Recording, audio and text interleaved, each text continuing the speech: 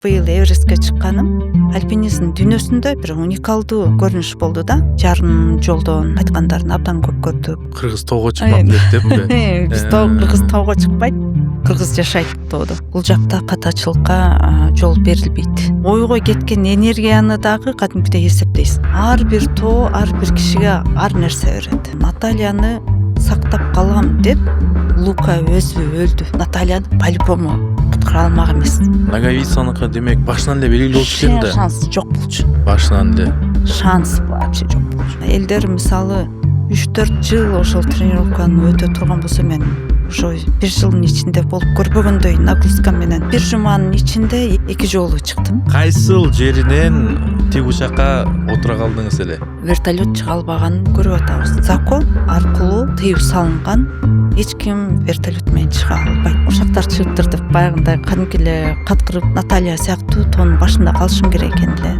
Бул менин оюнум эмес.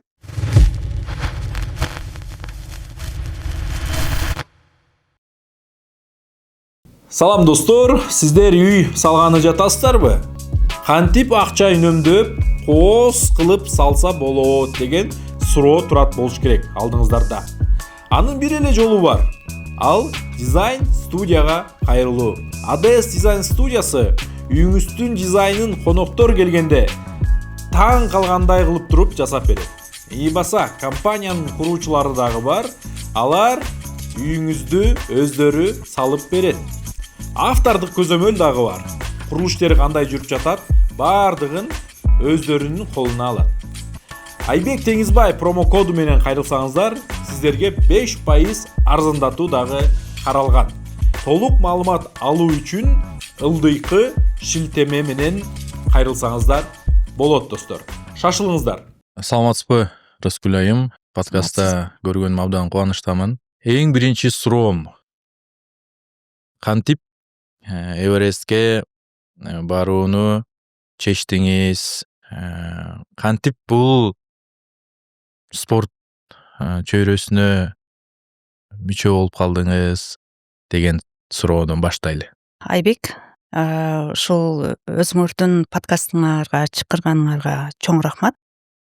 Биринчиден, экинчиден подкастыңарга келгенде, мен азыр ишкер катары эмес, эне катары эмес, жубай катары эмес, ушу альпинист катары чакырып атасыңар. Бул мен үчүн дагы сыймыктануунун бир жагы десем болот. Негизи буга чейин абдан көп эле ар түрдүү маектерде болдум, ар түрдүү ошо тренинг, форум, подкасттарда ушул болбогон жакта бардыгында эле болуп, ушул альпинизм жөнүндө айтып келе жатам. Бирок менин оюмча, силердин ушул подкастыңар угуучулар үчүн бир аз башкача болот. Анткени мен Эверестке чейинки же Эвересттен кийинки берген маектерим, интервьюларым баягы элдин тоону романтизация кылып жүргөн убагында берилген да. Алар мындай көп ушул альпинизм чөйрөсүн, альпинизм спорт катары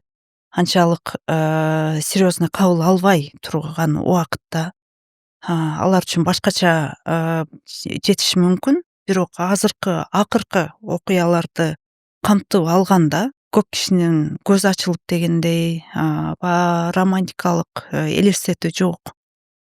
Тоонун чыныгы өзөгүн көргөзгөндөн кийинки менин азыркы маегим бир аз башкачараак жетиши мүмкүн деп ойлойм да. Эмне үчүн тоого келдим эмес, мен эмне үчүн тоо менин жашоомо келди дей турган болсок, мен негизи эми Кыргызстандын бардык эле жарандары тоолуктап айтсак болот да. Бирок мен өзүм ошол алайкуу өрөөндө, баягы бийик тоолуу өрөөндө Кытай менен чектешкен жерде өскөнмүн. Өмүр бою ушу кой кайтарып, жылкы айдап деген сыяктуу ушу тоодо өстүм. Эми бардыгыбыз эле тоодо өстүп, тоодо жүрөбүз, бирок альпинизмди кесип кылгандар көп деле эмес да. Альпинизм менин жашоомо ушу 2-3 жыл мурун келди. Менин досторум, менин тааныштарым ушу тоого чыгып, тоо менен алектенип жүргөн. Аны Кыргызстандын эң мыкты деген альпинисттери, ага чейин эле бир нече ушул наамдарды алган гиддер менен абдан жакшы мамиледе жүрүп, ушу алардын ошо тоого барып жүргөндөгү окуяларын угуп, анан бирок мен былтыр өзүм Эвересттин биринчи базасына, негизги жатагына чейин барганда, мен ошол жерден чечим чыгарып, аны биз менен чогуу барган тур менен барган кишилердин бардыгына угуз айтып, ошол жерден тренировканы баштап, ушу бир жылдын ичинде ушул максатыма жеттим десем болот.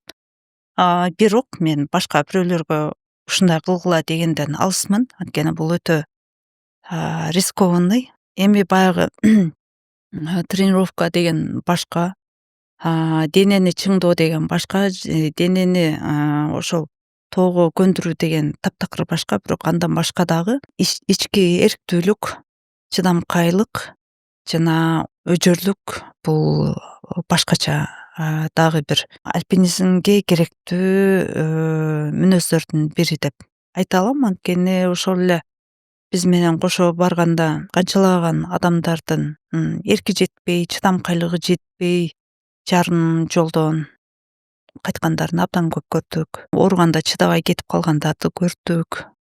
Иш кылып ушундай бул жерде бир нече баягы сапаттарды камтыган спорт десем жаңылышпайм. Өтө кооптуу спорт экен. Отуруп анализдесем, жөн эле аларчага эле чыгып барып келесиң, бутуң баспай, кыйналып, бир-эки күн төшөктөн турбай каласың да. Ошондой. Тигил жакта Билтейген тоо, дүйнөнүн эң чоң бийик чокусу, өтө кооптуу да экен да. Өлүм менен түздөн түз бетме бет келет экенсиң да. Анан өлүм дагы өзү бул спорттун дагы бир кооздугун, өзгөчөлүгүн, кумарын жаратабы дейм да.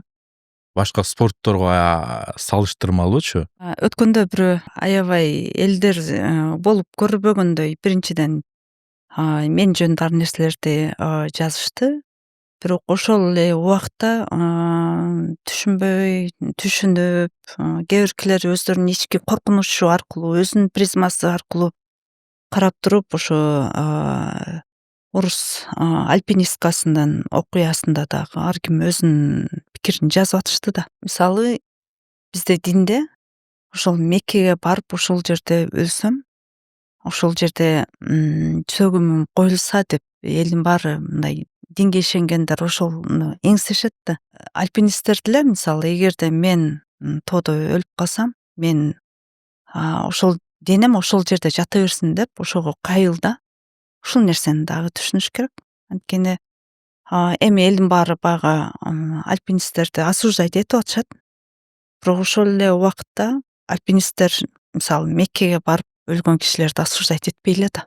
Альпинисттик коом, альпинисттин психологиясы, альпинизм деген өзү бизде эле эмес, негизи эле дүйнө жүзүндөгү адамдардын бардыгынан бир башкача. Адамдын психологиясына ушунчалык жатпаган ой пикирлери, дүйнө таанымы, психологиясы башкача кишилер да негизи. Эми аны түшүнүш үчүн алардай болуп ушу тоого чыга башташ керек. Алар өткөн кыйынчылыктарды өтүш керек. Силер айтып аткандай, мисалы, аларчага барып эле 2 күн төшөктөн турбай жатып калгандан кийин канчалык оор экенин билесиң да. Эми ошонун бардыгын чогултуп келгенде ошончолук оорчулуктан өзүнүн денесин алып өтүүнүн өзү дагы бир мындай бир ишенимдин, башкача көз караштын, жашоого болгон мамилеси дагы башкача экенин билдирет да. Эми аны түшүнүш керек. Альпинисттер көп кырдуу болот турбайбы, Бул хобби катары көбүнчө каралабы альпинизм спорту?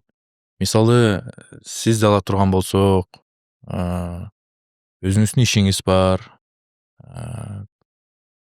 Ошол эле учурда альпинизм менен да алектенип атасыз. Бул сиздин башкы ишиңиз эмес да, хобби катары да карасак болобу? Негизи эле альпинизм спортунчу. Негизи мен альпинизмден акча табайын эртеңки күнү кишилерди ар жактарга ээрчитип анан ошону кандайдыр бир бизнес катары көрөйүн деп эле өзүмдүн кызыкчылыгымы жана өзүмдүн дене мүмкүнчүлүктөрүмө сынап көрөйүн деп алектенип атам да.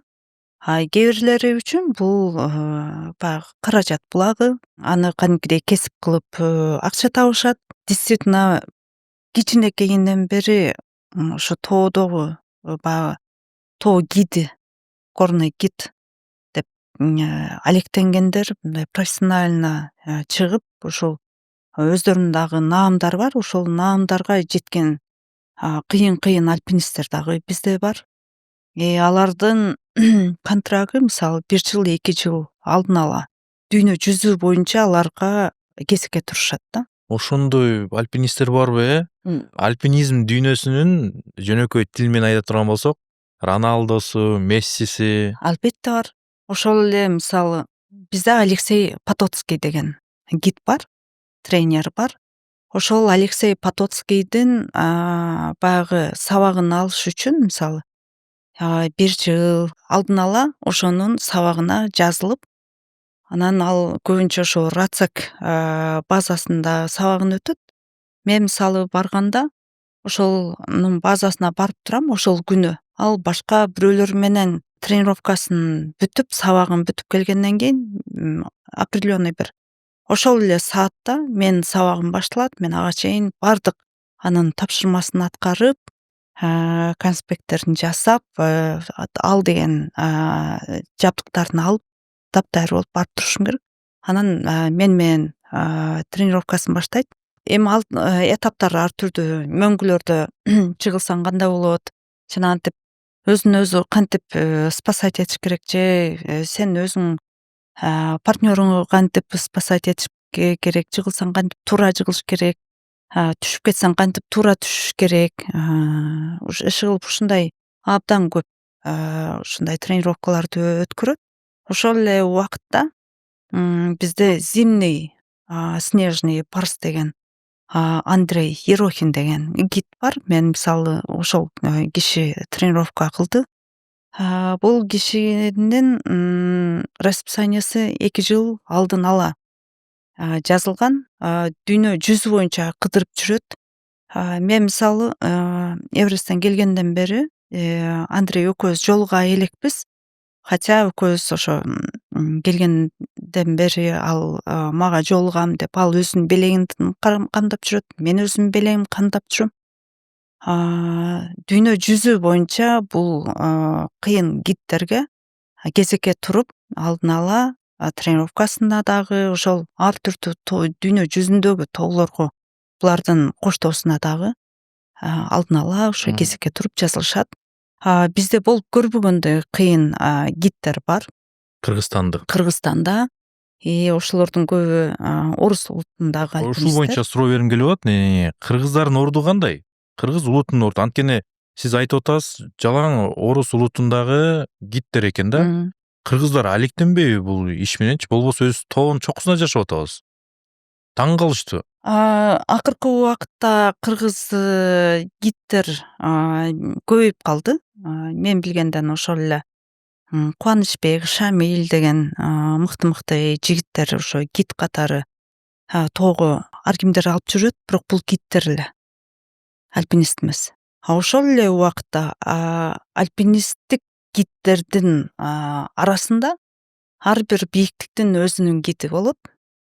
Кээ бир кыйын деген титул алгандардын баягы высотная болезнь деп коет. Кандайдыр бир кайсы бир канчалык кыйын гид, кыйын тренер болбосун, бир бийиктиктен өзү денеси чыга албайт да. Андан өйдө ошол денеси ошол бийиктикти көтөрө албайт.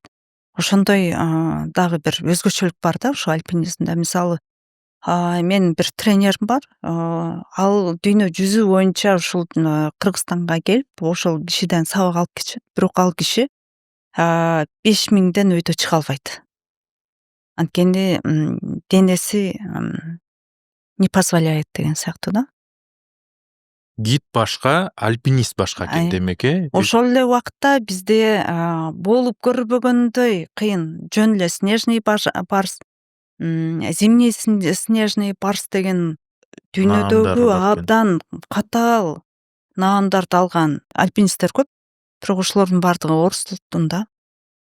Кыргыздар азыраак, азырынча гид болуп эле жүрүшөт. Эми буюрса ушул тоо темасы ушул мен Эверестке чыгып келгенден кийин абдан эл үчүн кызык болду деп ойлойм. Ушул кийин көбүрөөк жаштардын арасында, тоо сүйүүчүлөрдүн арасында, айрыкча ушу кыргыздардын арасында кызыгуулар көбөйүп, чыныгы профессионал адистер, альпинисттер чыгат деп ишенем. Бирок альпинизм коомунда ушул кезге чейин кыргыздар наамдарды алып жүргөндөр аз эле. Ошол Себеби эмнеде мунун? Себеби эмнеде? билбейм, биз мисалы мындайда кыргыздар Турцияга барып, Балиге барып, Египетке барып эс алгыбыз келет да. Жылуу жака. Анткени бизге ошол океандын жээги абдан кызыктуу. Бирок дүйнө жүзүндөгү башка өнүккөн өлкөлөргө, айрыкча Европа өлкөлөрүнө тоолор кызыктуу. Биз тоолордо жашайбыз, ошон үчүн бизге мындай биз жашайбыз да бул жерде. Кыргыз тоого чыкмак элек деппи? Биз кыргыз тоого чыкпайт, кыргыз жашайт тоодо. Менин бир досум бар. Бул жанагы немеден сырткары эле. Нарындык. Жүрбөйсүңбү тоого чыгып келели десем. Тоодон зорго түштүмө койчу деп таптакыр чыкпайт да. Ансын кыргыздардын арасында бул альпинизм бир аз популярдуу эмес. Тоскоолдуктар жокпу бул чөйрөдө? Эмне тоскоолдук? Мисалы монополия боюнча көп сөз акыркы мына окуялардан кийин чыга баштады. Кээ бир фирмалар эле монополия кылып алган депчи. Ал фирмалардын башын карасам эми башка улуттагы адамдар экен. Ошолордун тарабынан кандайдыр бир тоскоолдуктар жокпу? Негизи Кыргызстанда бизнес жасаган оңоюраак. Европага караганда, мисалы башка өлкөлөрдө, анткени буларда кылымдан кылымга басып келген монополия негизи жок да Кыргызстандачы. Тоо туризмде тем более жок. Монополия жок. Монополия жок. Бирок бизде ошол тоо туризмин түшүнгөн кыргыз жок да негизи. Ошону запускать этип, ошонун бардыгын мисалы ошол эле страховка, ошол эле сактап калуучу спасательный өзүнчө дагы бир бул өзүнчө бизнес болот да. Ошону өнүктүргөн мисалы кыргыздар жок. Анан албетте биз өзүбүз жасабасак, башка улуттагылар келип жасайт да. Башка любой компания келип бул кыргыздардын тоосун осваивать этсе болот. Анткени бизде эч кандай мыйзам тараптан бул нерсе жазылган эмес. Бизге дүйнө жүзүнөн каалаган киши келип тоого чыкса болот. Мунун бардыгы акысыз. Анткени биз өзүбүз мыйзамдарды жазган эмеспиз. Тоо туризмде салыктар каралган эмес. Туристтерге эч кандай салыктар пермит деп коет, өзүнчө төлөмдөр каралган эмес. Ошол эле убакта Кыргызстандын негизинен эле страховой бизнеси өнүгө элек. Кайсы гана тармак болбосун, мисалы ошол эле строительство болобу, башка туризм болобу, мисалы бизде страховка деген түшүнүк жок да. Биз өзүбүздүн үйүбүздү даже өрттөн страховка кылбайбыз деген сыяктуу да. Башка жакта, башка өлкөлөрдө бул туризм ушунчалык жакшы өнүккөндөн алар ар тараптан өздөрүнүн мыйзамдарын иштеп чыгып, анан ошол туризмди өнүктүрүш үчүн, дүйнө жүзүнөн ошондой туристтерди алып келиш үчүн, алар үчүн ар болуп көрбөгөндөй ыңгайлуулуктарды түзгөн, шарттарды түзгөн. Ошол эле убакта алардан болуп көрбөгөндөй пайдаларды таап атышат. Түшүнүктүү. Мен бир мисал айтайын. дүйнө жүзүндөгү эң кооптуу деген тоо бул К2 Пакистанда жайгашкан. Жакында эле Эдвард мырза барып келди. Бул мисалы Эверестте баягы смертность деп коет. Смертность бир 10%ке жетпеген болсо, ал К2да 65% деп коет да. Ушундай кооптуу болчу. Бирок акыркы жылдары ошол Непалдын туристтик компаниялары ошол К2ны аябай жакшы өздөштүрүштү.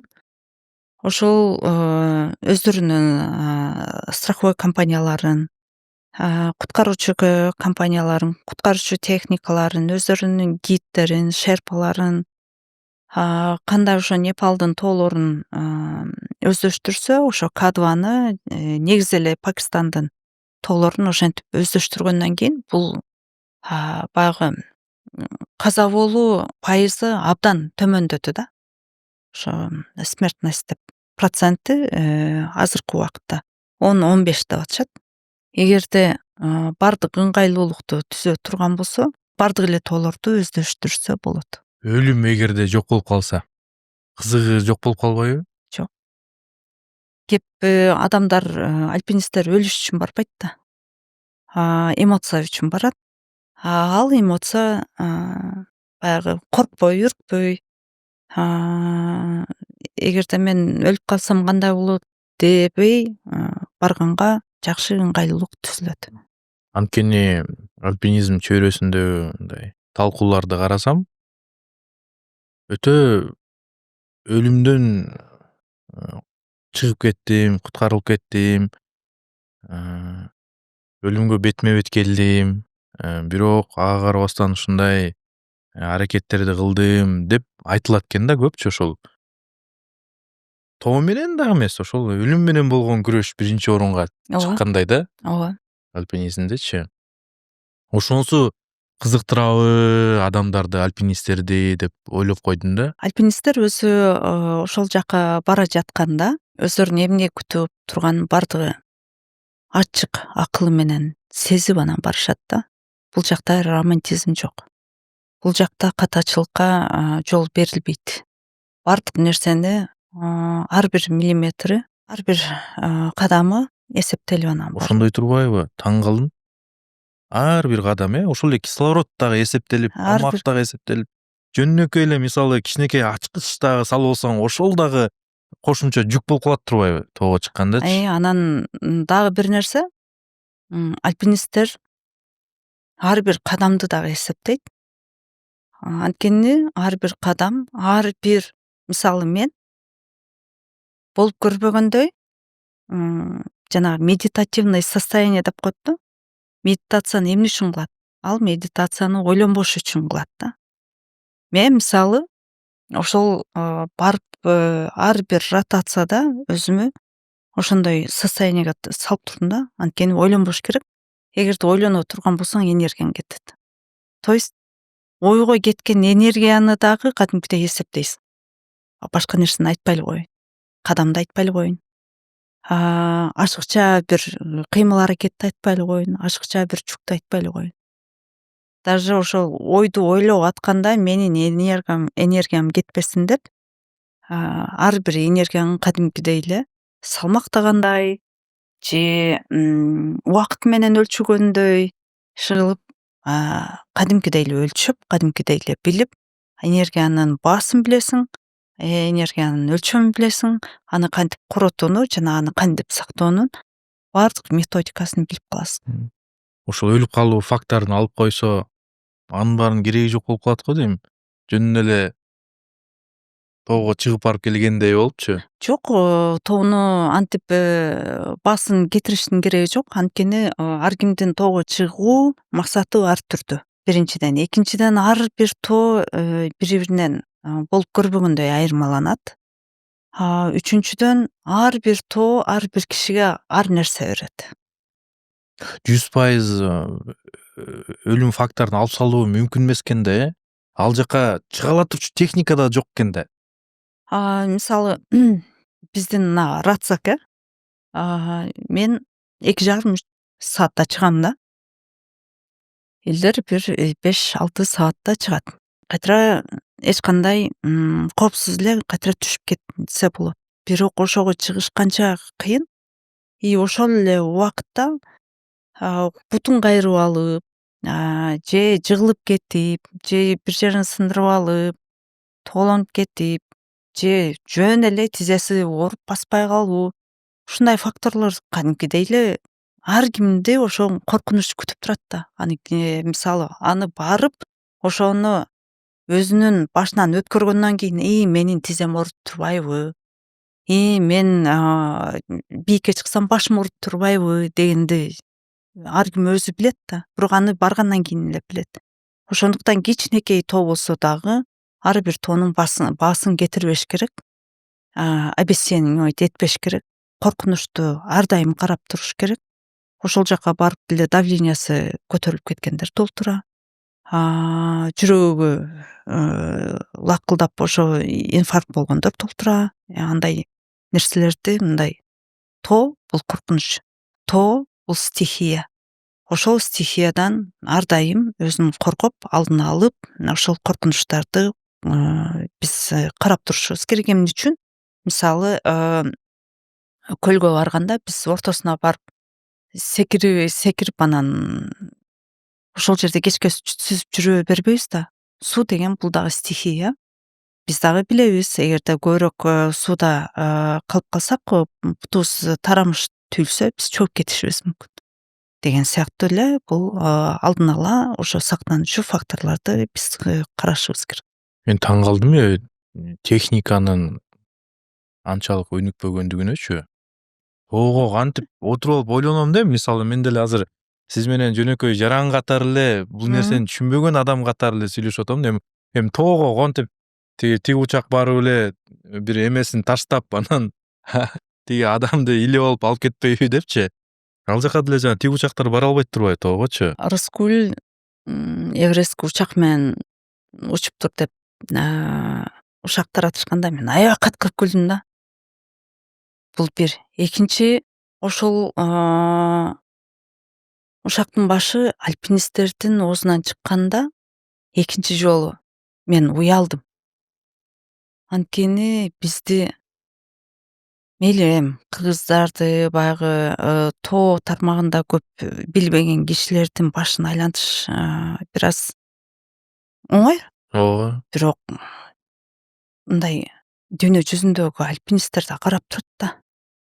Анан алар укса эмне дейт? Просто күлкү болдук да. Эми ошолоргочу. Алар мисалы башка эл айтса мындай жөнөкөй эле кабыл алышат да. Анткени эми эл көбү түшүнө беришпейт депчи. Дүйнө жүзүндө ошол бийикке уча турган азырынча техниканы ойлоп табыша элек. Анткени мындай да. Жөнөкөй эч кандай шамал болбой турган, мисалы ушул Бишкектин үстүнөн эле аба ырайын аябай карап туруп, баягы штиль деп коет. Эч кандай бир да жел турбай турган бир аба ырайлар болот да. Ошол убакытта вертолетту кандайдыр бир бийиктикке чейин эптеп учурса болот. Бул жөн эле көрүш үчүн. Жана куткаруучу операцияларында бул жерде кээде эмес, мына жакында эле болду. Куткаруучулардын өзүн куткарыш керек болгон ситуациялар аябай көп да. Анан мынтип айтышат да. Эмне үчүн альпинисттер өлөйүн деп аткан адамдарды карабай өтүп кетишет депчи. Анткени эгерде сен карай турган болсоң, сен өзүң өлөсүң. Оор моралдык тандоо Бунун бир мисалы ошо Натальяны сактап калам деп Лука өзү өлдү. Негизги мораль ушунда. Эми ошол Луканы сактап калам деп биздин куткаруучулар кырсыкка кабылды. Дагы жакшы. Жертва болгон жок, эч ким өлгөн жок. Бул болуп көрбөгөндөй удача десек болот да. Анан дагы бизде бир нерсе эми башка жакта тоо туризми боюнча куткаруу процесстери боюнча страховка процесстери, салык процесстери жана тоолорду таза кармоо, аларды ар дайым өнүктүрүү процесстери бүт мыйзам менен жазылган да, а бизде жазылган эмес, бизде эч нерсе жок. Ошого жараша бизде техникалар дагы жок. Анан ошол адистердин жоктугу жана ошолордун кандайдыр бир адистердин сөзүн угайын десе ошол адистер жок экенин дагы бир далили МЧСтин военный вертолетун ошол куткаруучу операцияга жумшашты да. Мындай болбош керек.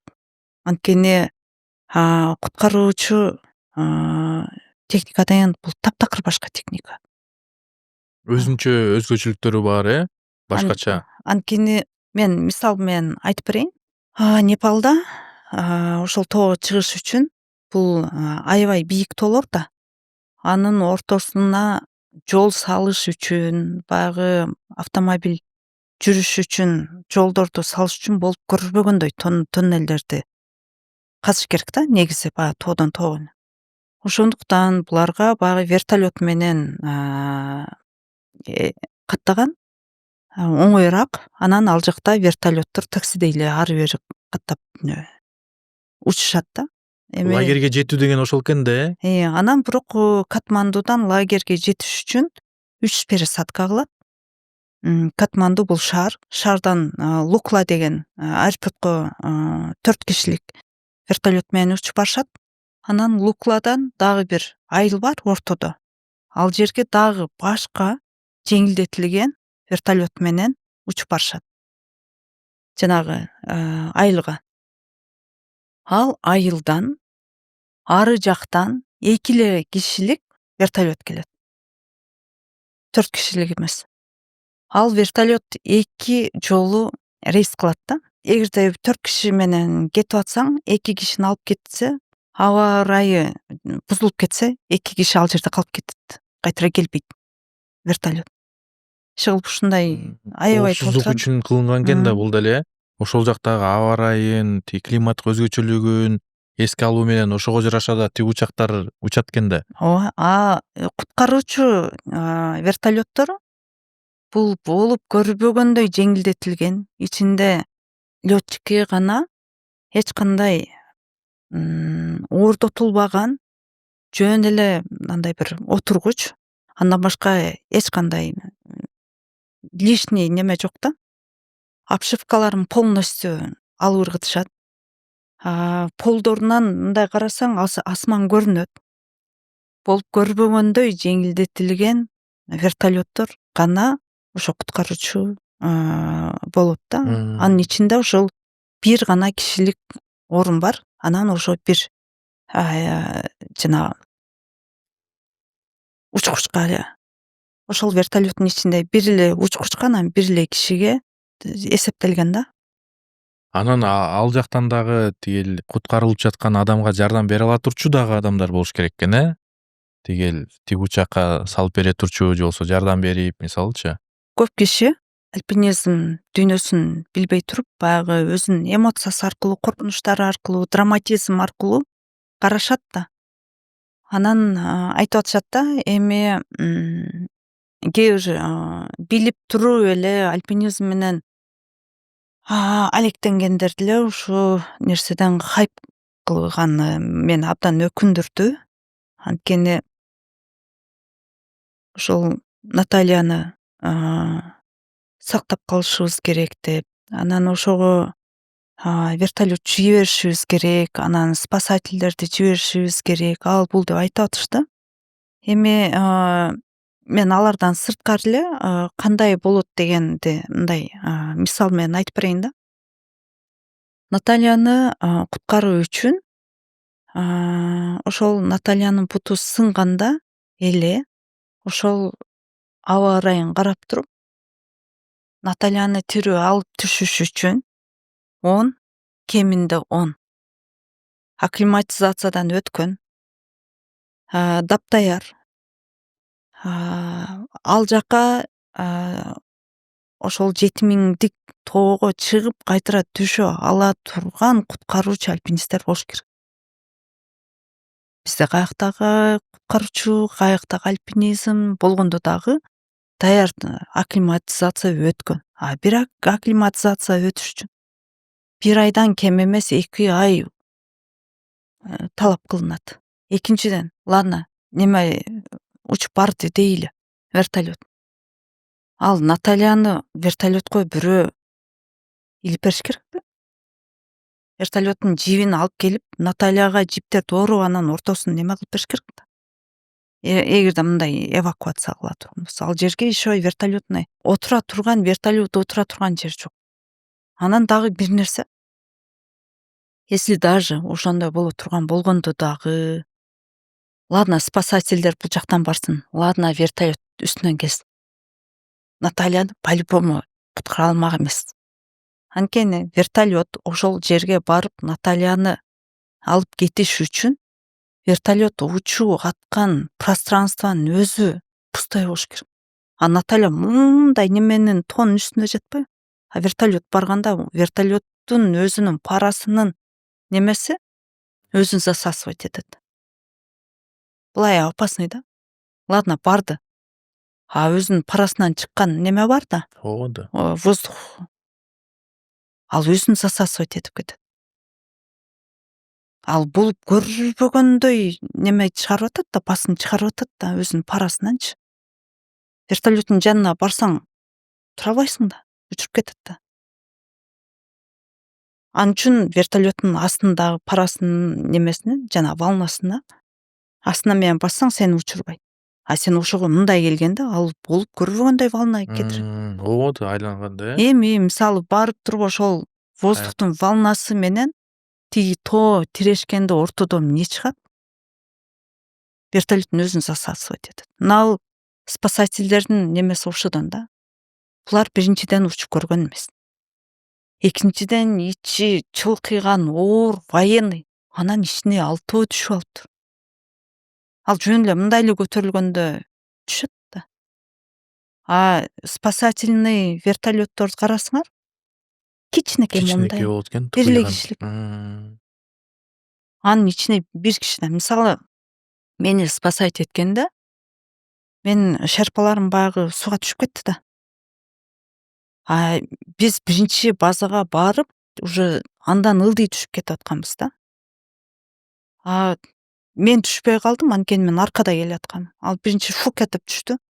Аны барып спасать этем деп эле ошого не болдуң деп кетип атканда эле экинчиси түшүп калды да. Анан алар вертолет чакырышты. Чакырганда сразу айтты. Биз ал жерге кона албайбыз. Площадка жок. Ал жерде момундай болчу да. Немеге урунабыз?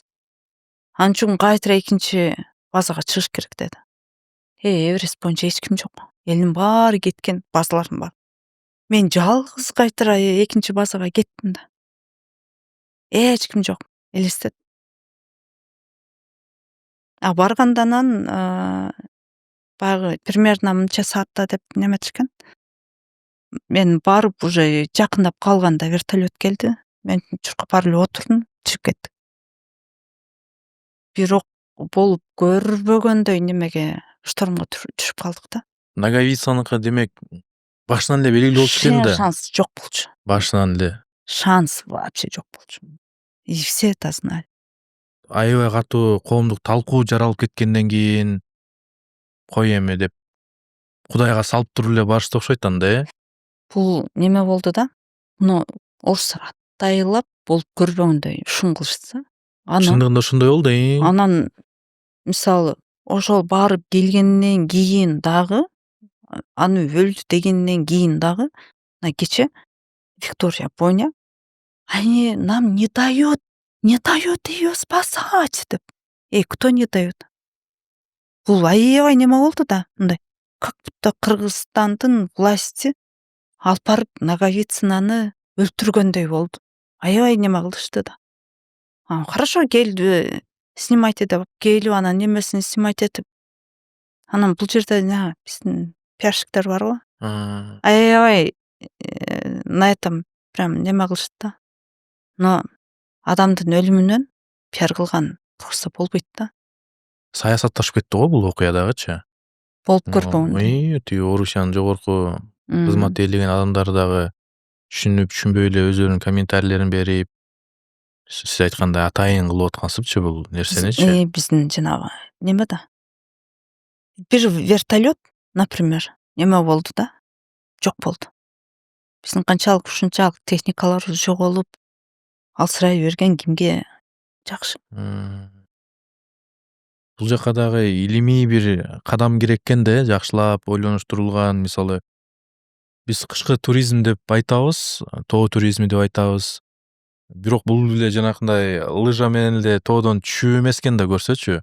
Ушул альпинизмди деле өнүктүрсө, шарттарын баарын түзсө, мамлекет өзү колуна алып турупчу, мыйзамдарды жазып, камсыздандырууну иретине алып келип, тийиштүү техниканы алып, базаларды уюштуруп койсочу, дагы көп адам келеби деймин да. Негизи тоо туризмин өнүктүрсө, бул болуп көрбөгөндөй кирешелүү бир тармак да. Бул тоо туризмин өнүктүрүү үчүн эң биринчи мыйзамдарды жазыш керек.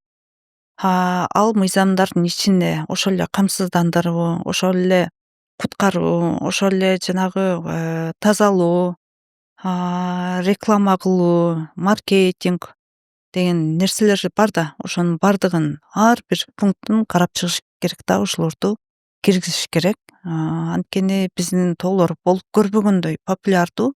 Альпинизм дүйнөсүндө Кыргызстан болуп көрбөгөндөй популярдуу. Ушул нерсени биз пайдаланышыбыз керек. Ошол кадамдардын бири дей турган болсом, ошол биздин тоолор ар түрдүү бийиктикте, ошол ар бир бийиктикке өзүнүн баасын чегерип туруп, анан ар бир келген турист кайсы тоого, кайсы бийиктикке келе турган болсо, мамлекетке официалдуу түрдө салыгын төлөмүн же пермит деп коет, ошол уруксат кагазын алыш үчүн ошол төлөмдү төлөш керек. Ар бир турист калтырып кеткен ошол төлөмдөр кайтара эле куткаруу иштерине, тазалоо иштерине, жанагы гидтерди, альпинисттерди, куткаруучуларды окута турган окууларга, ошол кесиптерди даярдоого иш кылып, ар тараптан стратегиялык бизге керектүү нерселерге жумшалат. Андан сырткары техниканы алууга жана бул тоо туризминин бардык дүйнө жүзүнө таанылыш үчүн маркетингге дагы акча керек. Ошол да өтө маанилүү экен, Анан ошону мисалы эмне үчүн кылышпайт, анткени акча жок, акча бөлүнгөн эмес. Бирок ошол эле убакытта бизге келген туристтер тоо туризми үчүн аларды алып келген компанияларга гана өзүнүн чыгымдарын мындай жеп ичкенин эле төлөп кайтара кетишет. Башка сырттан келген компаниялар жөн гана мисалы бир определенный акчаны эле төлөп койбосо, алар деле ошо биздин тоолорду пайдаланып саап туруп анан кайтара чыгып кетишет да. Биздин тоо, биздин мамлекет эмне менен калат? Биздин мамлекет эч кандай эч нерсеси жок эле. Казынасына бир дагы тыйын түшпөйт. Ошол эле убакытта биздин тоолор болуп көрбөгөндөй мусор, болуп көрбөгөндөй баягы орусча айтканда износ деп коет го. Ошо менен калып кетет да. Канчалаган өлүктөр калат, канчалаган палаткалар калат, мусорлор калат. Эми ошонун бардыгын иретке келтириш керек. Ал үчүн чектөөлөрдү коюш керек, мыйзамдарды жазыш керек, салыктарды салыш керек.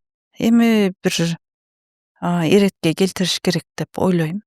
Ооба, иретке келтирүү деле оор эмес го дейм. Эми эң маанилүү кадамдар жасаса эле, сиз айткандай мыйзамдарды жазып, анын негизинде салыктарды алып, кайра ошол салыкты тоо туризмин өнүктүрүүгө багыттаса, сонун.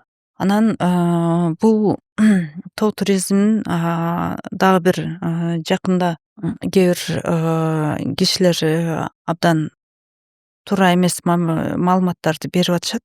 Тоо туризм менен негизи тоо туризми абдан катаал, татаал тармак.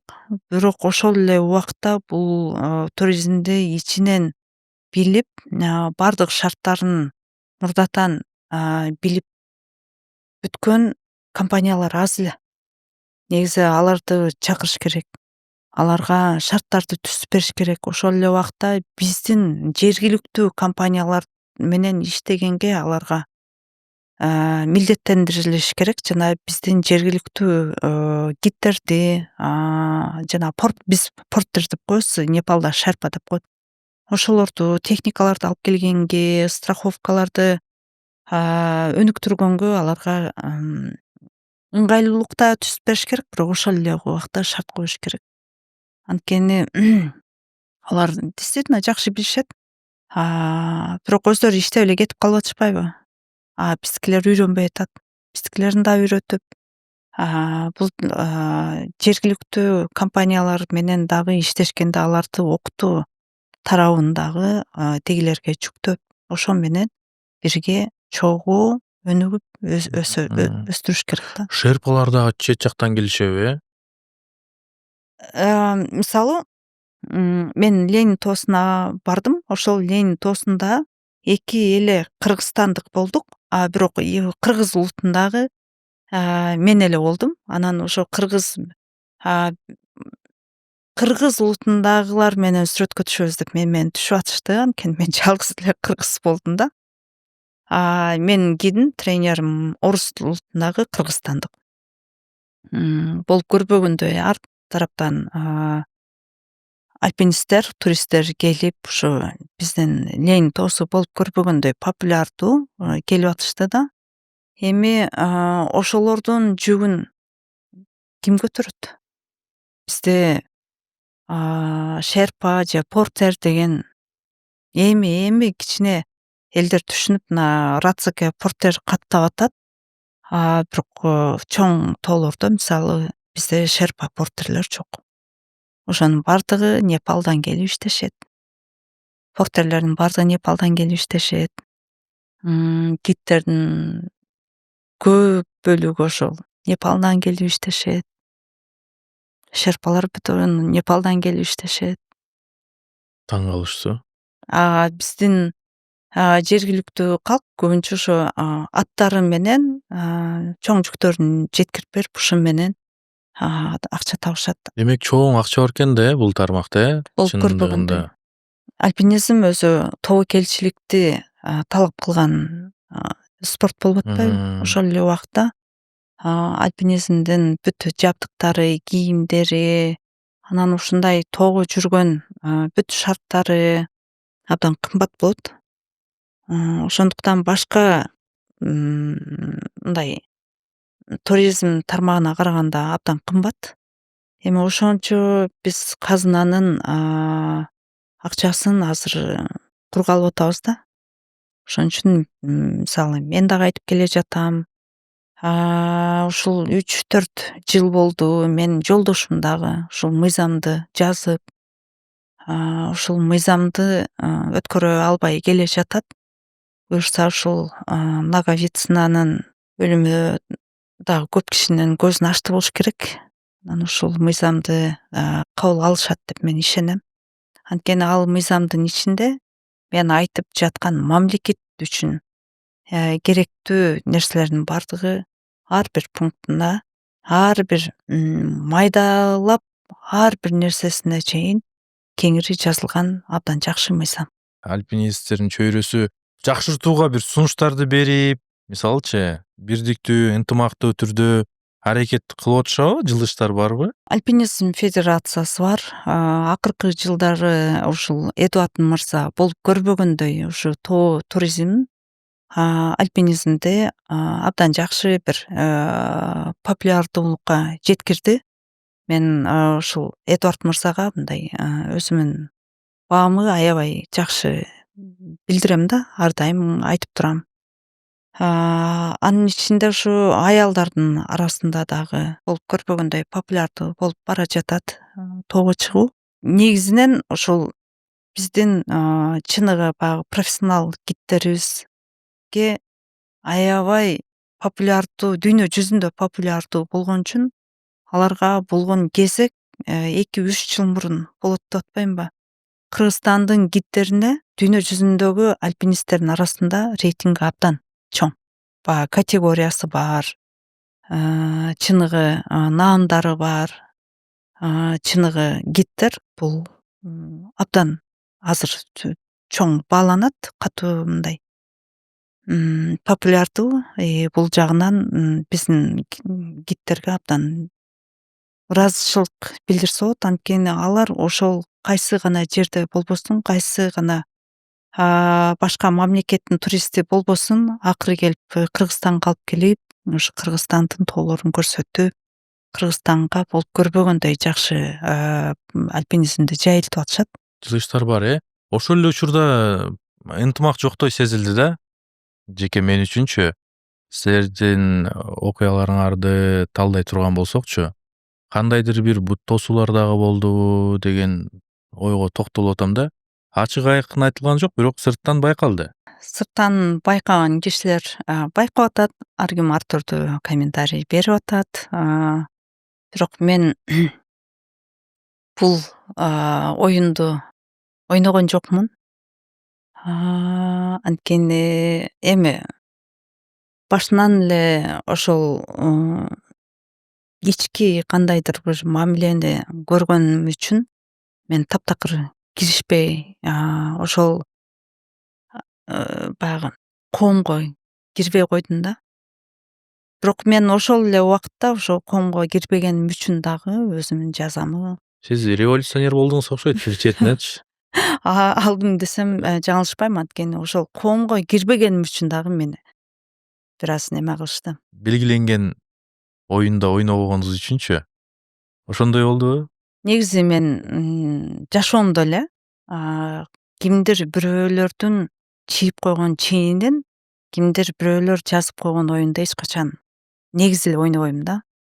Эгерде ошондой боло турган болсо, мен дароо эле ал коомдон, ал оюндан дароо эле чыгып өзүмчө кетем. Билем, эгерде кандайдыр бир коомго кытабасаң, жаныңа ошондой сен ойлогондой кишилердин арасында жүрбөсөң, анда ар дайым ал баягы орусча айтканда стая деп коет го.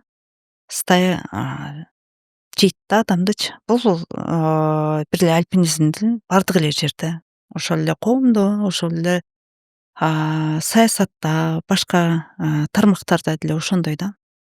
Одиночкаларды андай жалгыз жүргөндөрдү дайыма эле жеп келишкен. Бул альпинизм дүйнөсүндө гана эмес. Бирок мен буну билгенмин, аны кабыл алганмын. Бул кабыл алуу аркылуу мен ошол дүйнөдөн, ошол коомдон четтедим. Ал дүйнөдөн, ошол коомдон четтесем мен эмне күтүп турарын аны дагы билдим. Бирок бул менин тандоом болду.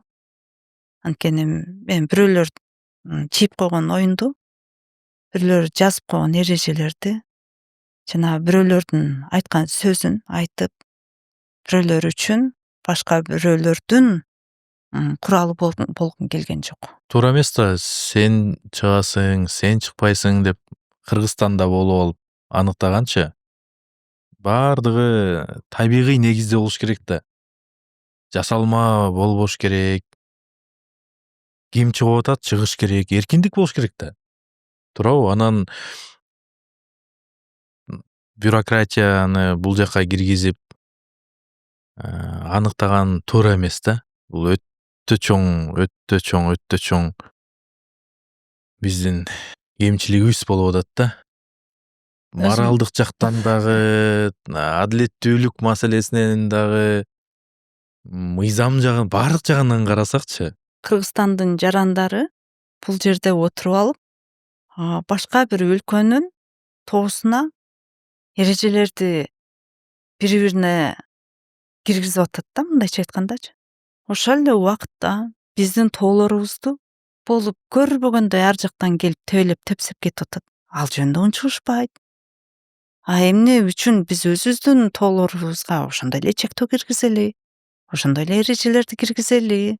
Биздин мамлекетибиз пайда тапсын, биздин элдерибиз пайда тапсын, биздин жаштарыбыз кандайдыр бир профессионалдык тараптан адистикти алсын, үйрөнсүн, биздин турфирмалар иштесин деген нерсеге келгенде, ал фундаменталдык биздин мамлекеттүүлүк жөнүндө ойлонуп, ал жөнүндө сүйлөбөстөн эле эми Аргентина болобу, Япония болобу, Австралия болобу, Климанжаро Африка болобу, ошол жакка кетип аткан бирөөлөр деле мындай жеке ишине кийлигише берген болбойт да. Анткени ким каяка барып эс алабы, өлөбү же кандайдыр бир нерсе менен алектенеби, ар бир кишинин эркиндиги, өзүнүн тандоосу. Эгерде мамлекетте кандайдыр бир эрежелер жазылса, мамлекеттин кандайдыр бир уруксат кагаздары иштелип чыгып, анан ошол уруксат кагазы аркылуу анан сен ошол жакка барасың дей турган болсо, анда биз ал эреженин алдында баарыбыздын укугубуз бирдей болот. Ал милдеттерибизди аткарышыбыз керек. Анан менин азыркы бул жашоомдо мен рыскүл катары мен эки эле нерсеге, эки эле кишиге же бир эле кишиге уруксат алганга, отчет бергенге укуктум да. Бул менин жолдошум. Мен ал жолдошуман уруксат сурайм. Жана мен ошол жолдошума гана таянам. Ошол эле убакта мен Кудайдын алдында гана өзүм сурагым бар. Анан жолдошум алдында гана сурагым бар. Андан башка эч бир кишиге мен отчет берип, мен каяка барып атам, эмне иш кылып атам, отчет бергенге мен милдеттүү эмесмин. Мындай бут тосуулардын себеби эмнеде болду? Эмнеге сиз жакпай калдыңыз? Мен башында эле айтып кеткендей, кандай гана коом болбосун, мисалы ошол эле журналисттердин коому деген бар, саясатта өзүнүн партия кылып коомдору өздөрү ушундай бири бирине жакшы мамилелеш кишилер, ушундай нерсе коомдо толтура эле да. Топтор ар түрдүү. Топтор, жамаат деп коет Жамааттар, мисалы. Кандайдыр бир баалуулуктар аркылуу топтолушкан кишилердин топтому же жамааты да. Башында эле ушу эми былтыр эле мен жөнүндө кандайдыр бир өздөрүнүн баасын бергенден кийин профессионалдык жактан өздөрү баасын берди. Мен алардын баасына макул болгон жокмун. Бирок аларга таңуулаган дагы жокмун. Мен жөн гана унчукпай эле өзүмдүн машыгууларымды жасап кете бердим. Өзүмдүн киндигиме өзүм кестим десем болот. Сизге баасын бериштиби? Болот же болбойт деп. Ооба. Мен сурангамын, алдыларынан өткөнмүн. Бирок алардын тандоосу мисалы башка болду, баасы башка болду. Эми ал үчүн мен эч кандай ар кимдин пикирин сыйлаш керек. Мен алардын пикирин сыйладым. Бирок таңуулаган жокмун өзүм. Алардын баасы эмнеге негизделет? Сиздин физикалык мындай абалыңызгабы же болбосо жеке мамиле да ойноп кетеби ал жакта? Жок, негизи эле бул быйылкы менин Эверестке чыкканым уникалдуу бир окуя болду да. Бул Кыргызстанда эмес, Сиз биринчи чыгып баштагансыз? Ооба. Эверестке сиз биринчи чыгып баштагансыз. Мындай болду да. Өзү негизи быйыл Эверестке чыкканым альпинизм дүйнөсүндө бир уникалдуу көрүнүш болду да. Бул Кыргызстанда эле эмес. Анткени мен ушу 1 жылдын ичинде болуп көрбөгөндөй ушу күнүгө эми ал кыйналуу ошончолук тренировканы кантип өткөнүн мен өзүм гана билем да. Мен тренерлерим билет. Элдер мисалы 3-4 жыл ошол тренировканы өтө турган болсо, мен ошо 1 жылдын ичинде болуп көрбөгөндөй нагрузка менен тренировканы өттүм да. Бул бир, экинчиден 1 жуманын ичинде 2 жолу восхождение. 2 жолу чыктым. Биринчисинде барганда ошо жарым жолго барганда ошо кислородум азайганда базадан айтышты: "Сен чыгышың чыгасың, бирок кайтара келе жатканда кислородуң түгөнүп калат" деп. Анан ошол баягы полноценный восхождение болуп атат да булчу. Кайтара келип, мисалы дагы чыгам дей турган болсоң, анда бир ортодон 10-15 күн эс алып анан кайтара чыгыш керек да. Ошого дагы менин убактым болгон жок да. Мен таптакыр базага түшүп келдим, Катмандуга түшүп келдим, бирок ошол эле күнү кайтара чыгып кеттим да. Ошо бир жуманын ичинде 2 жолу чыктым. Бул дагы абдан уникалдуу көрүнүш, анткени мындай окуя болгон эмес.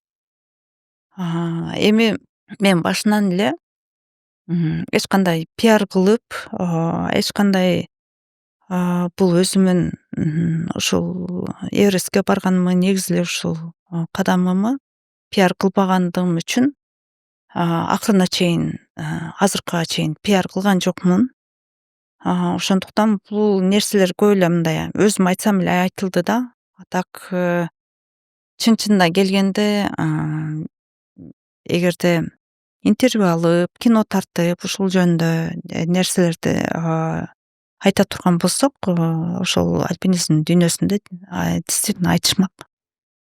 Анан мага болгон ишенимсиздикти мен абдан туура кабыл алдым. Анткени бул айтып атам го, уникалдуу көрүнүш.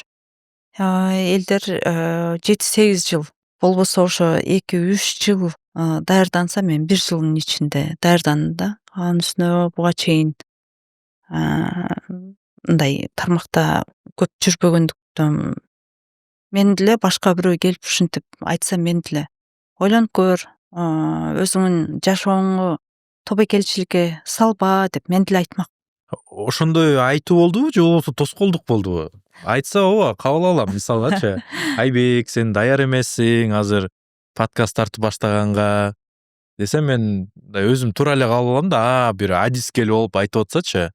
Анан жок, сен тартпа деп бут тосуп атса магачы, Мындай да. болбойт да андайчы. Сиздики кандай болду ошондо? Башында ошо өзүңдүн жашооңу, өзүңдүн өмүрүңү тобокелчиликке салба деген жакшы эле кеңештер болду. Эми бирок мен ал кеңештерин кабыл алдым. Бирок мен машыгуумду токтоткон жокмун. Макул дедим, эч кандай жооп берген жокмун. Кеңеш алдыңыз, тандоо сизде да. Ооба да. Анан кийинки алардын болгон эмоциясына мен эч кандай жооп бере албайм. Эмне үчүн аларда ушундай эмоция болду? Эмне үчүн андай кадамдарга барышты? Эмне үчүн ушунун бардыгын алар жасашты? Бул менин жоопкерчилигим эмес. Алардан сураган деле жокмун. Мен бул оюнду ойногон жокмун. Жөн эле силер сыяктуу эле мен деле жөн гана сырттан карап отурдум. Анан алар башка айымды даярдап башташты окшойт, Ошол кеңештерин уккандан кийин мен макул, силерди уктум деп кеттим. Кайтара эч кандай байланышка барган жокмун. Ошондуктан алардын эмне кылып атканын мен билген да жокмун. Түшүнүктүү. Кызыктуу. Бул жак өзүнчө бир сырдуу окуяларга Эми ал камтылган окшойт. Эми эгерде каза бере турган болсок, себептер абдан көп. Мүмкүн качандыр бир чыгышы мүмкүн. Бирок бул нерселердин баардыгы мен тараптан чыкпайт. Түшүнүктүү. Кайсыл жеринен тик учакка отура калдыңыз эле? Ошол мага кызык болуп атат. Азыр Рыскүл Акимжанова учак менен барып кайра келди десе, мен кандай элестетип атам да, мисалы биздин деле кыргызстандыктар ошондой элестетип атат болуш керек. Тик учакка отурдуңуз, учуп барды, Эвересттин чокусуна келди, түшүрдү.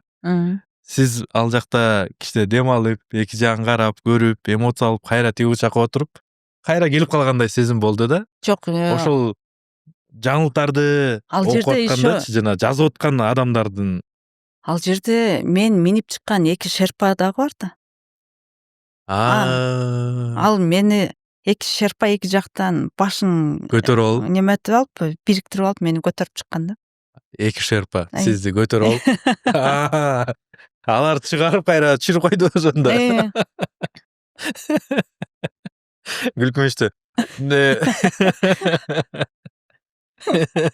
Мына мисалы силер альпинизм дүйнөсүнөн абдан алыс эле жүргөн кишилерсиңер да.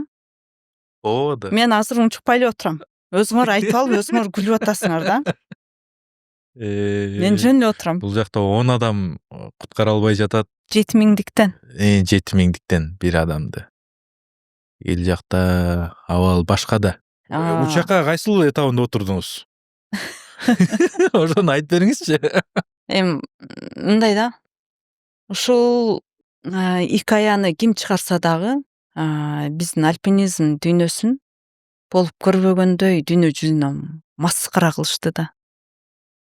Анткени альпинизмде чын-чынына келгенде абал кандай экенин бул мен эмес, бул физиканын закону экенин мына жакынкы окуялардан эле көрүп атабыз. Мындай бийиктикке вертолет чыга албаганын көрүп атабыз. Ошону билбейм, ошол икаяга ишенип алышканбы, вертолетту ошентип чыгарышты эле. Бул физиканын законунда вертолет кантип учат? Ал абанын басымына өзүнүн салмагын коюп, анан ошол жана пара айланат го. Ошол айланганда гана ошол басымга көтөрүлүп анан чыгат да. Канчалык бийиктеген сайын аба суюк болот, ал жерде басым жок. Вертолет таяна турган эч нерсе жок калат. Бул болуп көрбөгөндөй бир билимсиздиктин, болуп көрбөгөндөй бир караңгылыктын доказательствосу болду да. Билбейм, ошол мектепте окубаган кишилер чыгардыбы деген дагы. Жер жалпак, биз жер күндү айланбайт, күн жерди айланат деген сыяктуу физиканы билбеген бир билимсиздик, караңгылыктын немеси болду да. Бул бир. Экинчиден, өзү негизи Непал мамлекетинде куткаруу иштерин абдан кылдаттык менен карайт да. Анан ошол өздөрүнүн техникасын ушунчалык мындай абайлап, ушунчалык сактап, ушунчалык бөпөлөп башкача карайт. Анан ушул сактоочу техникаларын коммерциялык жакка жумшап жибербеш үчүн алар ошол вертолеттор менен кандайдыр бир бийиктикке, эми биринчи база болсо деле да, ошол жакка чейин чыгарганга даже тыюу салынат. Анткени ал сактап калуучу, куткаруучу техникалары болуп көрбөгөндөй даярдыкта, анан дайыма оңдолуу бойдон, жаңы бойдон туруш керек. Өзүңөр көрдүңөр, любой убакта ар бир адамдын кандайдыр бир кырсык болушу мүмкүн. Ал убакта техника туруш керек. Аларда деле мисалы ошондой техникалар ашып кетсе 7-8 да. Нуттур эле аны такси катары же күндөгү баягы коммерциялык тарапка эгерде жумшай турган болсок, алар деле износ болот, алар деле жарактан чыгып калышы мүмкүн да. Ошондуктан вертолет менен чыкканга, биринчи базага даже чыкканга алар тыюу салынат. Мен мисалы күндө баягы негизги жатактан биринчи базага чейин 6-7 саатта хум деген аябай коркунучтуу мөңгүнү аралап өтөсүң да. Анан ошол хумбуга түндөсү басасың. Эгерде ошондой мүмкүнчүлүк болсо, ошол негизги жатактан ошо биринчи базага чейин даже, мен башын айтпай эле коеюн. Биринчи базага чейин вертолет менен чыга турган мүмкүнчүлүк болгондо мен чыкмакмын. Анткени акыркысында 6-7 саат баскан жерибизди 11-12 саат бастык. Болуп көрбөгөндөй кыйналдык. Анткени сезон бүтүп аткан, климат аябай өзгөрүлүп, аба ырайы бузулуп аткан. Эгерде ошондой мүмкүнчүлүк болсо эмне үчүн мен колдонгонго болбойт эле? Болот эле. Бирок ал закон аркылуу тыюу салынган. Эч ким вертолет менен чыга албайт. Бул физикалык жактан дагы мүмкүн эмес. Закон тараптан дагы ал жака тыюу салынган. Ушуну ойлоп тапкандар Кыргызстанды альпинизм дүйнөсүнө ушунчалык маскара кылышты. Ким ойлоп тапканын мен билбейм. Бирок физиканы билбегенди, мыйзамдарды билбегени аркылуу, караңгылык аркылуу аябай уят кылышты да. Сизге каршы ой пикир Бирок аябай эле кечиресиз. Катуу жүрдү. Ойлоп койдум, жогорку жактан эле бир тиешеси барбы депчи. Чындыгында катуу жүрдү да. Сизге каршы ошол учурда коомдук пикирди өзгөртүү аракетичи. Негизи мен эч кандай пиар компаниясын уюштурган жокмун. Бара жатканымы пиар кылып айткан жокмун. Күндө өзүмдүн аккаунттарымы соцсеттеги кантип колдонсом ошондой эле ошол жактан стористерден эле эмне кылгандарымды айтып аттым. Эч бир маркетинговый ход кылган жокмун, пиар кылган жокмун, мобилограф, видеограф ал бул дегендерди алган жокмун. Семьялар менен мисалы иштешкен жокмун. Эми мага болгон мамиле болуп көрбөгөндөй кадимкидей оркестрди дирижер башкаргандай ушундай башкаруунун үстүндө болду да. Эми аны ошол кишилер жасаган, ошол тапшырманы аткаргандар же тапшырманы бергендер ошолордон сураш керек эмне үчүн деп мен өзүм дагы таң калдым. Мен күндө эртең менен туруп эми бүгүн кандай жаңы ушактар чыгыптыр деп баягындай кадимки эле каткырып күлүп, мындай юмор менен кабыл алып, аябай айрыкча ушундай вертолет дегенде аябай каткырып күлдүм да, болуп көрбөгөндөй. Анткени бул абсурд нерсени эми эл деле ошол убакытта чындыгын көрүп турду, сезип турду. Эл азыр абдан болуп көрбөгөндөй байкагыч болуп калган. Андан кийинки акыркы окуяларга байланыштуу болуп көрбөгөндөй көзү ачыла электердин көзү ачылды. Ал ошол тапшырманы аткаруучуларга жана ошол тапшырманы берүүчүлөргө болгон элдин ою өзгөрдү. Тоого вертолет чыга албаган элдин баары көрдү. Тоодо эгерде өзүңү сактабасаң сени эч ким сактабаган аны да көрүштү.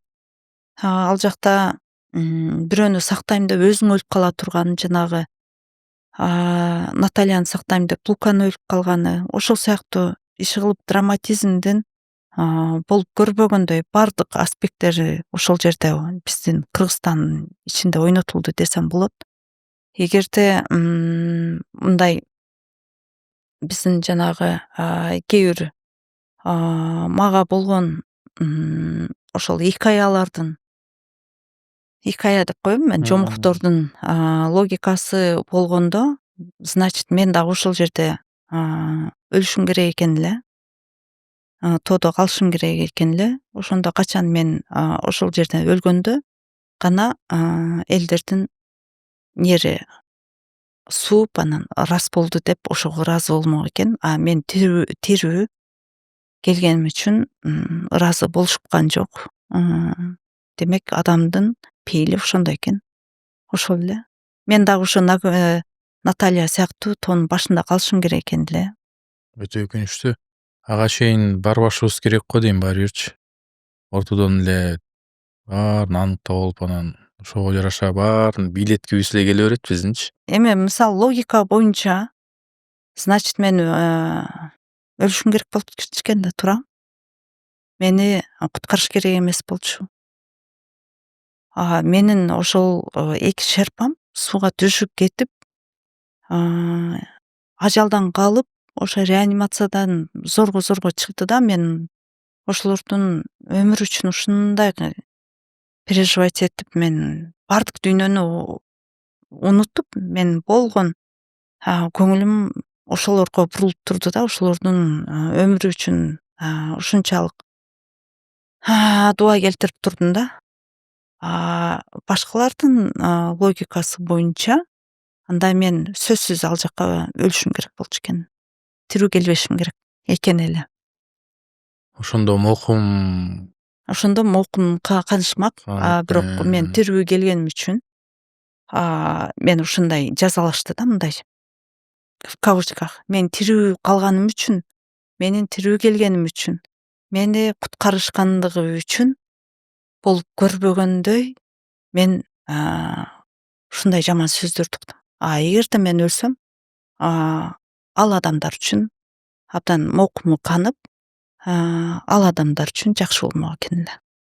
Сиз менен биргеликте ошол эле учурда Асель Байбагышева дагы Эверестке чыгып баштады. Бирок сиз ага чейин чыгып баштагансыз, ага чейин чыгып баштагансыз. Ортодо сүйлөшүүлөр болду беле? Же ал окуядан кийин болгон жок да? Сиз өз жолуңуз менен, Асель Байбагышева өз жолу менен. Башынан эле бул окуяларга мен бул окуялардан өзүмө суроо алып чыгып кеткенмин да. Бул нерсе жөнүндө силер сурап атасыңар, мен жооп бергенге аргасыз болуп атам да. Аргасыздыкка силер алып келип атасыңар магачы. Бирок мен өзүм барып пост жазып же ошол Facebook'габы, Instagram'габы отуруп алып атайлап эч бир жооп берген жокмун да. Анткени мен башынан эле бул бардык оюндардан, интригалардан мен өзүм алып чыгып кеткем. Физикалык жактан дагы, моралдык жактан дагы. Ал жакта эмне болуп атат? Мен таптакыр кабарым дагы жок. Жана аларга мен жоопкерчилигим дагы жок. Аларга эч бир жооп да берген жокмун. Эгерде журналисттер сураса, ошол журналисттердин гана сурагандарына жооп берип турдум. Мен ошол берген жоопторуму дагы болуп көрбөгөндөй бурмалашты. Мен аларга дагы жооп берген жокмун. Анткени бул оюнду, бул интриганы башынан баштап мен ойногон жокмун. Азыркыга чейин ойнобой эле турам. Ким эмне болуп атат, кандай болуп атат, мен жөнүндө эмне деп атат, мен аларга көңүл да бурган жок.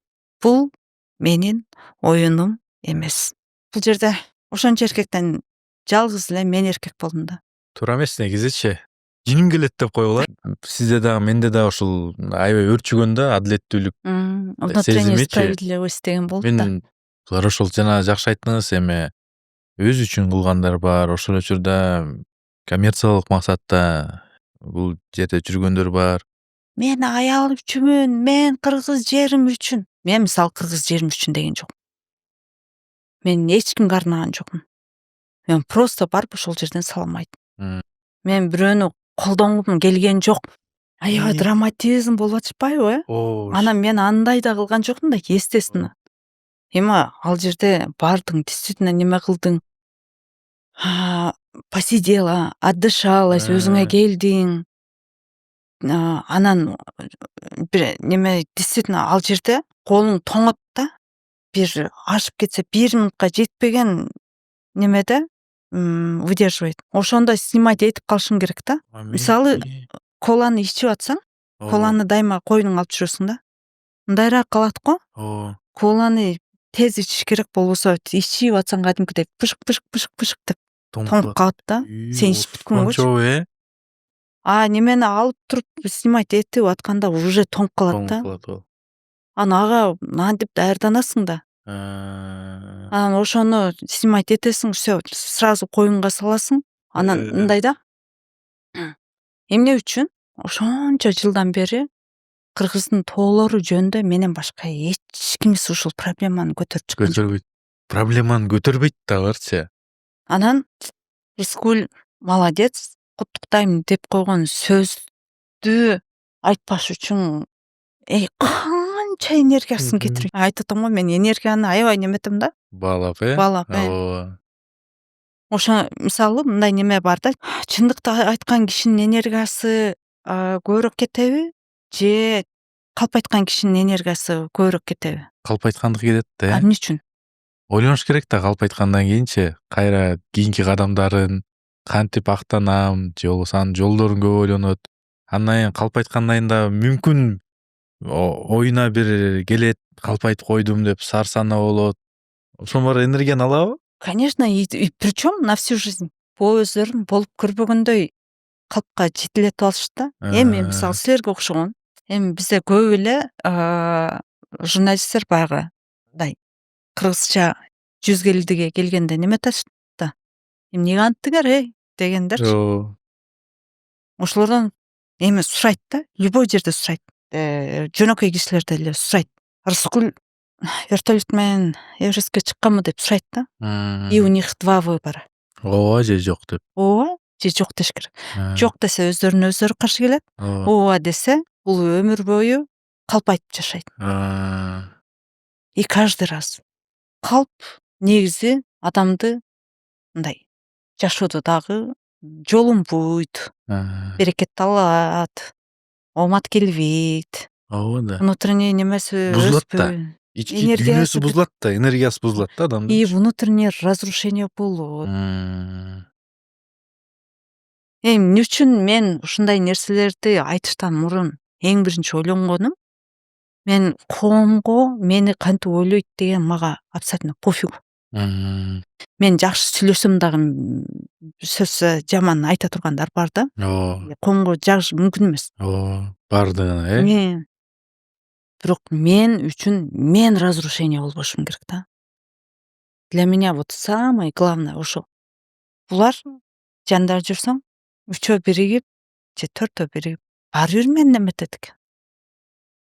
Баары бир деле. Баары бир.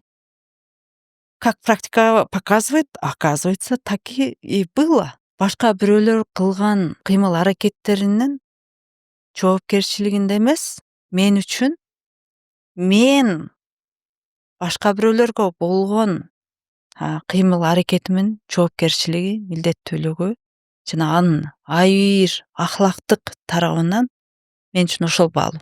Алардын мага кылган эмес. Алар ошондой болсо, ошондой. Ал үчүн мен баа бере албайм. Бирок мен андай болбошум керек. Мен үчүн абдан чоң баягы маркер деп коет го. Лакмусовый бумага, маркер. Алар андай болсо, мен андай болбошум керек. Мен только жакшы нерселерди өзүмө сиңирип, жакшы нерселерди бул дүйнөгө транслировать этишим керек. Башка бирлер эмне кылат? Ал үчүн мен жоопкер эмесмин. Мен өзүмдүн кыймыл аракетиме жоопкермин. Менин кыймыл аракетим ар дайым дүйнөгө мен эмне бере алам? Ушул баалуулуктан турат. Эверестке кайта турган болсок, Эверест альпинизм акчалуулардын спортубу? Альпинизм негизи аябай кымбат спорттун бир түрү. Бирок ошол эле убакытта мындай да, мисалы гимнастика менен эгерде кыздарыбыз ошол эле комуз черте турган болсо, комуз, мисалы менин балдарым комуз чертет. Комуз черткен башка, машыккан башка, бирок абдан жакшы комузду, өрүк комузду алып бериш үчүн аябай кымбат өрүк комузду алып беребиз да, мисалы. Же менин кызым жаа атат. Баягы тренировка кылган жаа аткандары башка, бирок чыныгы көзгө атар ушундай түз ата турган жааны биз дүйнө жүзү боюнча ошондой жаа жасагандар бар. Ошолорго кезекке туруп, анан ошонун жаасын заказ кылып алып келебиз да. Бул дагы баягы кымбат, аябай кымбат жаалардын бири да. Эми мындай алганда, эгерде сиз жөн эле тоого чыккан башка, бирок өзүңүздүн өмүрүңүздү тобокеликке салып, чоң тоолорго, зоолорго, таштарга чыга турган болсоңуз, анда аларга дагы жабдыктар керек. Тоонун темир тезектери, жабдыктары, баягы аспаптары десек болот, жиптери, булар өзүнчө болуп көрбөгөндөй бышык нерселерден жасалгандыктан башка эле ошол эле кроссовканын боосу башка боолорго караганда абдан кымбат. Анткени ал кроссовканын боосун эле катары эртеңки күнү ошондой бир тоого чыгып колдоно турган болсоң, ал сени даже страховка кылганга күчү бар ошондой үзүлбөгөн материалдан жасалган кроссовканын боосу болот да. Демек анын баасы, өзүнүн эле кроссовканын баасы эле бир баалы, анткени ал өзүнчө эле бир баалуу буюм болуп атпайбы? Ал бир нерче функцияны аткарып атат. Ушул сыяктуу баягы профессионалдык жактан алып келгенде бүт жабдыктары кымбат. Анан башка спорттордо жаткан жериң, жатагың баягы башка адамдардай болсо, анда альпинизм деген бул жапайы шарттарда жашаш керек болгон үчүн ал ошо жапайы шарттарда жашай турганга ыңгайлаштырылган жанагы төшөктөрү, спальный мешок деп жанагы жаткан төшөктөр, палаткалар, тамак ашы дагы өзгөчө.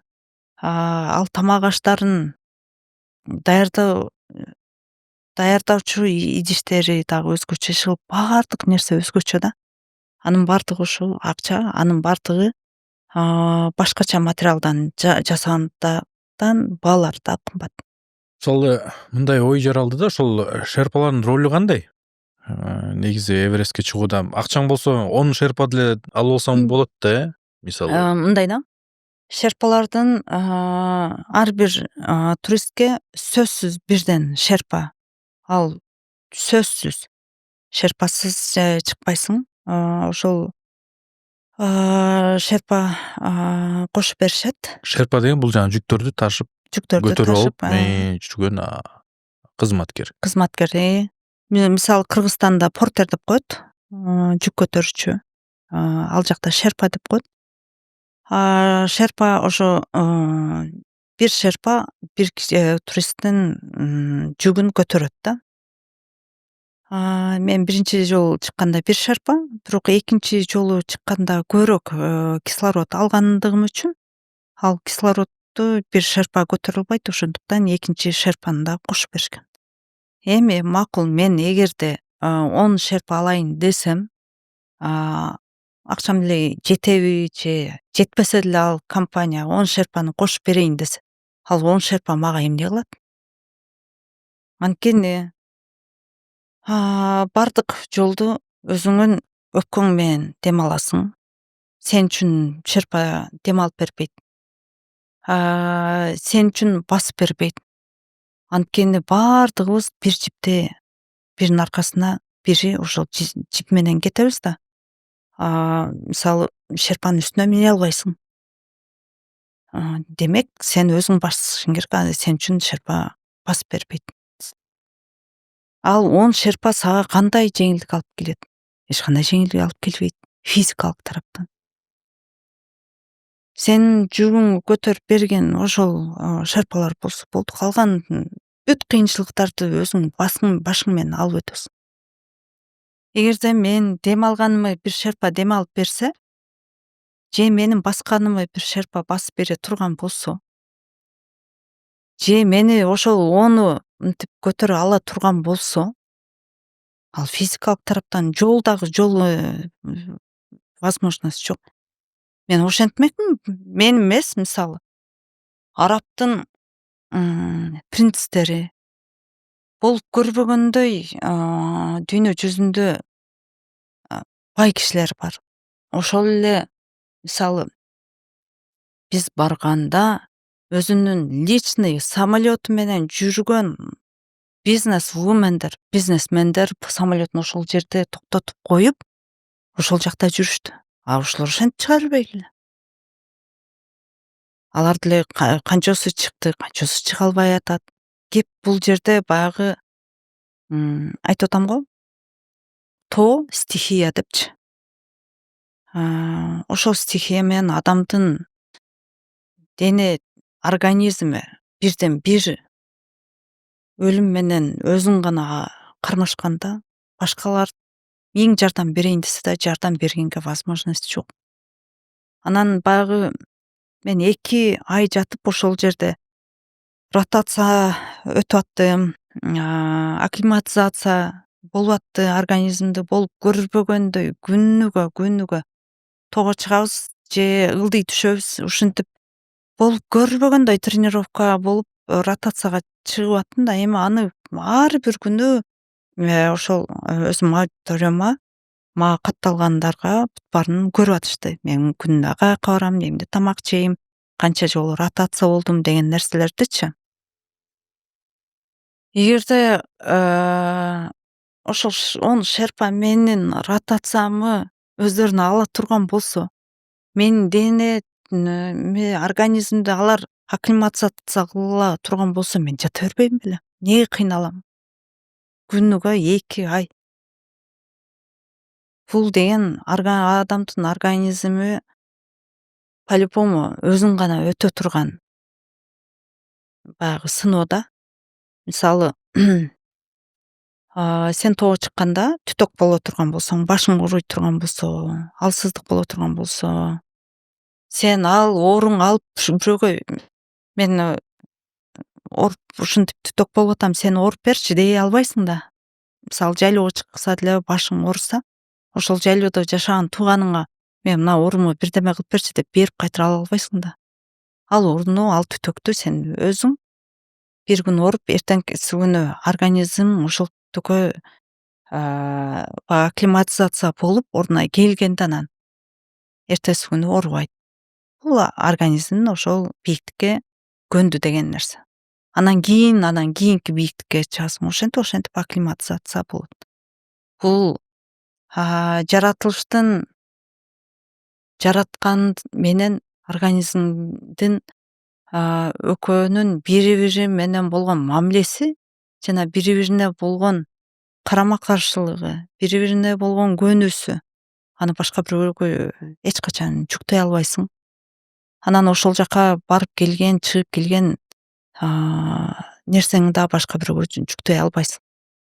Андай болсо элдин баары эле дүйнө жүзүндө байлар толтура. Эмне үчүн алар аны кылбайт? Кандай анын маңызды болуп калат анан эгер бирөөнүн күчү менен барып келсеңчи? Маңызы эле жок болот да. Жок, ошондой боло турган болсо эми мисалы элдер колдомок да. Андай жок. Маңызы болобу бул экинчи, үчүнчү. Андай возможность жок. Баягы биздин жеңиш тоонун дрондон тартылган видеосун көрүп атпайсыңарбы? Ооба. Ошол жерде мисалы бир эле жол турат да. Ал жакта деле бир эле жол, бир эле аркан да. Анан ошол арканга өзүбүздүн страховкабызды илип коебуз дагы баягы бир эле жол менен кетебиз да. Түшүп келе жатканда ошол жол, чыгып бара жатканда ошол жол, түшүп келе жатканда бир арканда, булар дагы бир арканда. Эгерде мынтип бири бирибизге кезигип кала турган болсок, бири бирибизди ушинтип өзүбүз бири бирибизди страховка кылып, буну өткөрүп, айлантып, же отуруп турасың үстүңөн аттайт, же сени капталыңан аттап ушинтип өтөт да.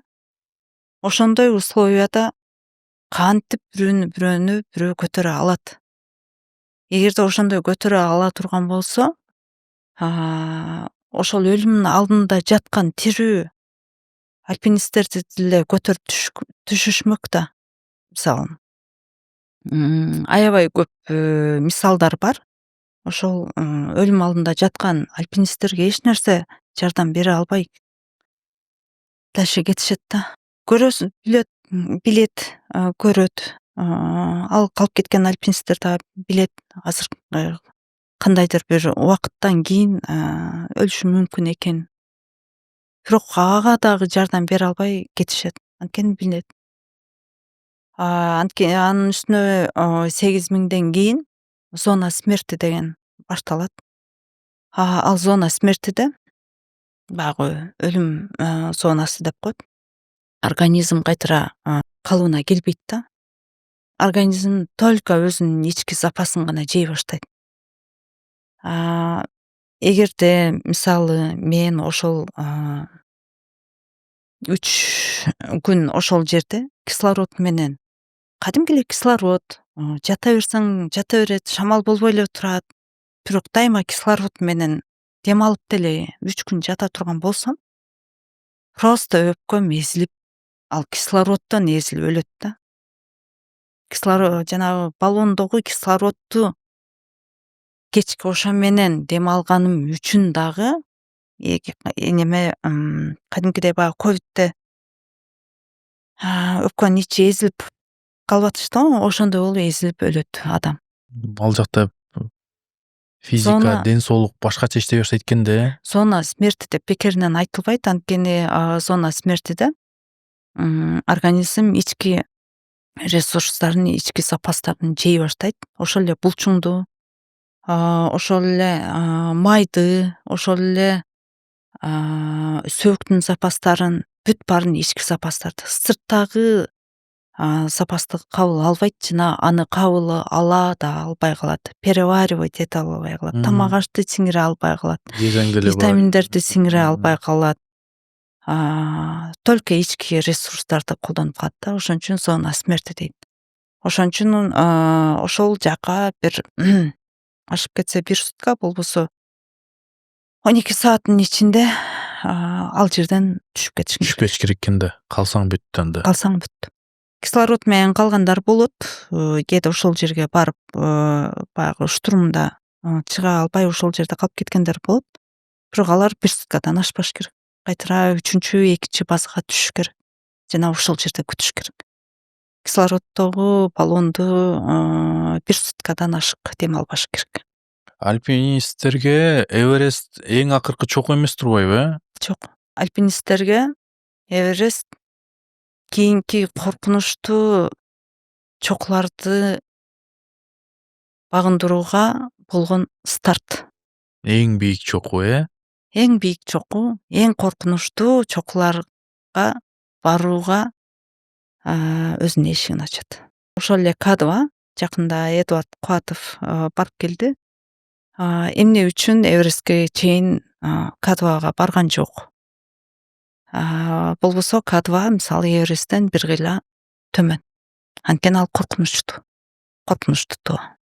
Өлүп калуу ыктымалдуулугу жогору экен да. Сиз кандай К2га барасызбы? К2? Билбейм. Кандай максаттар коюп атасыз алдыга? Азырынча мен баягы 1 жуманын ичинде 2 жолу Эверестке чыктым. Болуп көрбөгөндөй көп убакытка кислородный баллон менен дем алдым да, ошонун бардыгы өпкөгө өзүнүн таасирин берет. Ошо 1 жылдын ичинде мен организмди кайтара калыбына келтиришим керек. Анан 1 жылдан кийин көрөбүз. Ашыгып жатасызбы? Кыргызстандын ичинде. Негизи мен залга барып машыгып, сууга сүзүп, ошол залда өзүмдүн денеме чың кармап жүргөм. Бул ошол тоого чыгуу үчүн эле эмес, мен ар дайым өзүм ден соолугум үчүн барып жүрөм. Тоого чыкканыма буга тиешеси эле жок. Тоого чыгып турасызбы? Тоого чыгам, өзүм дагы чыкпастан мен акыркы жылдары көбүнчө аялдарды алып чыгып атам. Андан сырткары жаш балдарды алып чыгам. Анткени мен өзүмдүн балдарым менен көп чыктым да. Балдарды ошо тоодо кантип өздөрүн алып жүрөт, кайсы жерде кандай кыйынчылыктар бар, анан балдар негизи тоого барганда кандай болуш керек деген нерсени аябай жакшы билип калдым да. Бул бир, экинчиден аялдарды алып чыгып атам. Анткени мисалы мен деле өзүм башыман өттүм. Альпинисттердин, гидтердин көп эле эркек киши болгондуктан үйүндөгү кыздарды, аялдарды үйүндөгүлөр көп эле ишенип жибере беришпейт да. Анан алар мен менен чыкканга үйүндөгүлөр, ата энеси, күйөөлөрү, агалары дегендей ишенип жиберишет. Көбүнчө ошо анын үстүнө баягы өзүнө ишене албай жүргөн айымдар баары бир деле баягы эркектердин жанында чыга албасам керек деп ойлошот да. Анан менин жанымда эми ырыскул чыккан жерге мен чыга албайм деп өзүнчө мындай ичине ишеним пайда болот. Аябай көп ушу аялдар менен көп чыгып атам. Балдар менен көп чыгып атам. Мендеске кыска суроо. Каалагандай жооп берсеңиз болот. Бир четинен философиялык да суроо. Мүмкүн Эвересттен кийин жообу өзгөргөндүр Эверестке чейин жана андан кийин деген ойдо. Өлүмдөн коркосузбу? Жок. Мен бул дүйнөдө эч нерседен коркпойм. Бул дүйнө биз ойлонгондон дагы тынч, биз ойлонгондон дагы коопсуз, биз ойлонгондон дагы кооз, биз ойлонгондон дагы ырахат, жыргал, баягы биз өлгөндөн кийин бейишке барабыз дейт го. Чыныгы бейиш мына ушул жашоо. Чоң рахмат сизге. Иштериңизге ийгилик. Ойлогон ой максаттарыңыз баардыгы ишке ашсын. Рахмат. Бир гана эле Эверест эмес, ошол эле учурда Кыргызстандын ички абалы менен да күрөшкөн экенсиз.